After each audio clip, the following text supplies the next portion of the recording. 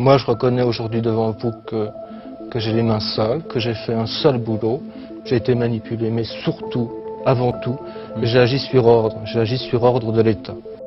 Saviez-vous qu'en France, il y a des prisonniers politiques toujours enfermés, et pas n'importe lesquels? Aujourd'hui, on va vous parler de Georges Ibrahim Abdallah, un militant communiste libanais, fervent défenseur de la cause palestinienne, qui est incarcéré depuis 41 ans.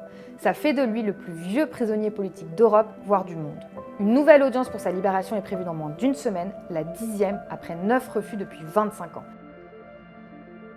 Pour bien comprendre le cas de Georges Abdallah, il faut remonter en 86 et 87, année où il a été condamné à perpétuité à l'issue d'un procès qui relève de la mascarade. Imaginez, son propre avocat était en fait un agent des services secrets français, payé par le gouvernement pour le trahir et assurer sa condamnation. Maître Mazurier, l'ancien avocat de Georges Ibrahim Abdallah, a confirmé hier soir sur Antenne 2 « Je ne suis pas seulement avocat, j'appartiens à la DGSE ».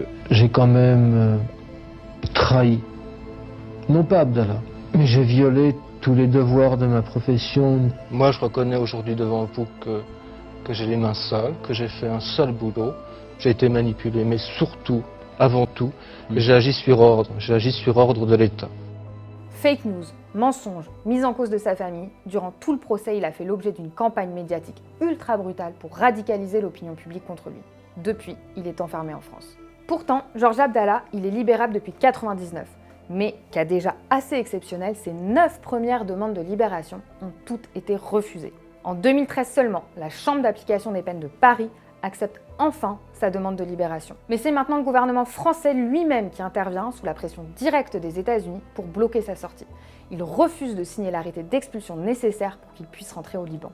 Et pourquoi? Parce que Georges Abdallah, c'est une cible politique pour les États-Unis et la France. Même Yves Bonnet, ancien patron des services secrets français au moment de l'arrestation d'Abdallah, a fini par dénoncer l'affaire et parle maintenant d'une vengeance d'État contre lui. Je ne vois pas d'autre raison de le maintenir en détention que les pressions émanant du service extérieur, en l'occurrence des Américains et des Israéliens. En réalité, ce qu'on inflige à Georges Abdallah aujourd'hui, c'est une véritable peine de mort déguisée. Car à 73 ans, et après plus de 40 ans derrière les barreaux, la France refuse toujours de lui rendre sa liberté. Et c'est pourtant interdit par les textes internationaux. En 2021, la Cour européenne des droits de l'homme a même condamné la Hongrie pour avoir infligé plus de 40 ans de détention, ce qu'elle considère comme un traitement inhumain et dégradant. Donc une chose est claire, même sans partager la stratégie ou les positions politiques de Georges Abdallah, exiger sa libération, c'est un enjeu démocratique majeur pour toutes celles et ceux qui disent défendre les libertés publiques. L'affaire Abdallah, elle commence pas aujourd'hui. Et du début à la fin, c'est une histoire qui donne à voir le vrai visage de la démocratie libérale. La France, c'est pas franchement le pays des droits de l'homme, c'est un régime ultra brutal qui est prêt à tout, et notamment à bafouer les droits démocratiques les plus élémentaires. En réalité, si l'État s'acharne à ce point, c'est parce que Georges Abdallah, c'est un communiste arabe et surtout un fervent défenseur de la cause palestinienne. En plein génocide en Palestine, et à l'heure où l'offensive coloniale d'Israël s'intensifie, notamment au Liban, les États-Unis et la France veulent faire taire toutes les voix de la solidarité palestinienne et du combat anti-impérialiste. Mais ce qui les effraie aussi dans cette affaire, c'est que Georges Abdallah, c'est un militant qui n'a jamais renié ses convictions, même après des décennies de torture blanche et d'enfermement. L'État craint plus que tout que des figures d'un militantisme résolu puissent devenir des exemples pour les jeunes générations qui rejettent largement cette société faite d'exploitation, de misère et de guerre.